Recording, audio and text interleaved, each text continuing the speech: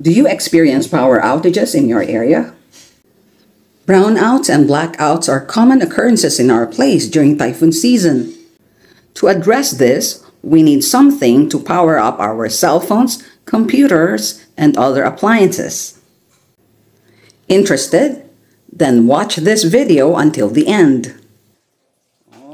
We experienced a brownout a few days ago and my brother lent me this power station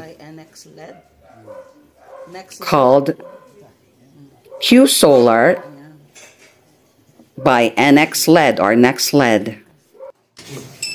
Wow.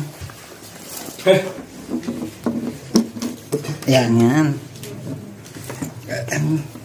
Power on. Wala naman. Baka i-on mo pa dito. Baka may i-on ka Kaya dito pala. Dito na yan dito. May i-on. Yan. Ayun. Ayun. Ayan, ang ilaw. Wow. Iba yung panang kuryente. Ang saya naman yan. Ilang oras yan? 6 hours. Ang galing.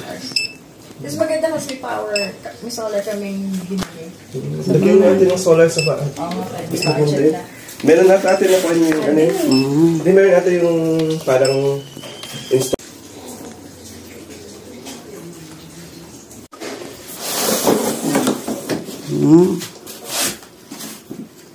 Anong itsura? Ito yung connector.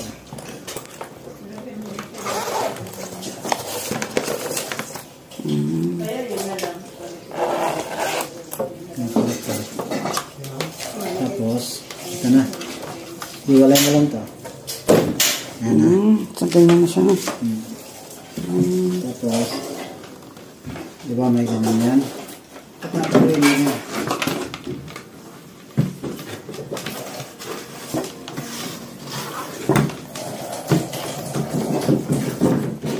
Waterproof, no?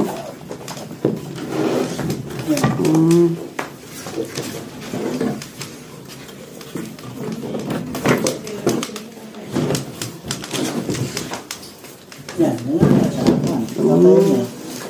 kailangan nasa araw. Kasi ito, para ma-charge. Ito, tusok lang dito. Ito. Diktat. Yun. Tapos yung isa dito.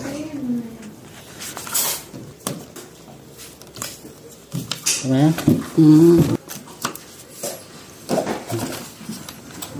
Then, kaya mo yan. Na siya. Tapos magpapower dito.